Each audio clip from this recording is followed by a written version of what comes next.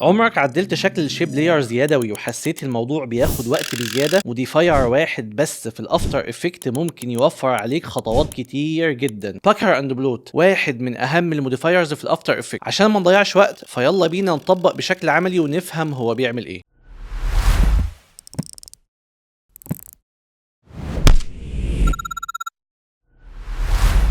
كلمة بكر معناها تجعد، وكلمة بلوت معناها انتفاخ. يعني اللي بيعمله الموديفاير ده بمنتهى البساطة ان هو بيجي عند الفيرتكس اللي عندي وبيخش لجوه فبيعمل تجعد في الشكل، وبيجي ما بين كل فيرتكس والتانية ويمسك النقطة دي ويخليها تطلع لفوق بحيث ان يحصل لها انتفاخ. خلينا نطبق بشكل عملي. لو جينا هنا زي ما احنا متعودين وقفنا عند الشيب لاير ودوسنا عند السهم ده او عند السهم ده واخترنا من هنا باكر اند بلوت، هنلاقي بشكل ديفولت هنا ان القيمة بقت 10 عشان يعمل لنا التجعد والانبعاج اللي احنا قلنا عليه. فلو خلينا القيمه دي صفر هنلاقي الشكل طبيعي كأن ما حصلش فيه اي حاجه. وكل ما نزود القيمه دي بالشكل ده هنلاقي كل نقطه من النقط دي اللي هي دي او دي او دي او دي دخلت لجوه عشان تعمل لنا موضوع التجعد. وهنلاقي الاربع نقط اللي بيمثلوا ما بين كل فيرتكس والتانيه طلعوا لبره فحصل معانا موضوع الانبعاج. وده تعريف الموديفاير ده بمنتهى البساطه. لو خدنا بالنا كده كل ما نزود القيمه الشكل بيختلف معانا، ولو مشينا بالماينس هيبدا يعمل نفس الحاجات برضو بس بشكل سالب. يعني لو مشينا هنا لبره كده هنلاقي ان هو مسك النقطه دي عمل لها تجعد، بس مش تجعد لجوه، احنا مشينا بالماينس فبيعمل التجعد ده لبره فبيبدا الشكل يتحول معايا بالشكل ده. ونفس الكلام موضوع الانبعاج ان هو بينبعج بس لجوه مش لبره. فلما امشي بالشكل ده هلاقي ان انا كاني عملت شكل قريب من النجمه. هل ده بينطبق بس على شكل المربع؟ لا، ممكن اعمل فيها الشكل ده اي شيب لاير انا برسمها جوه الافتر افكت ممكن نطبق فيها الموضوع ده. فخلينا نيجي هنا كده ونشوف الاشكال دي انا كنت راسمها وضايف لها باكر اند بلوت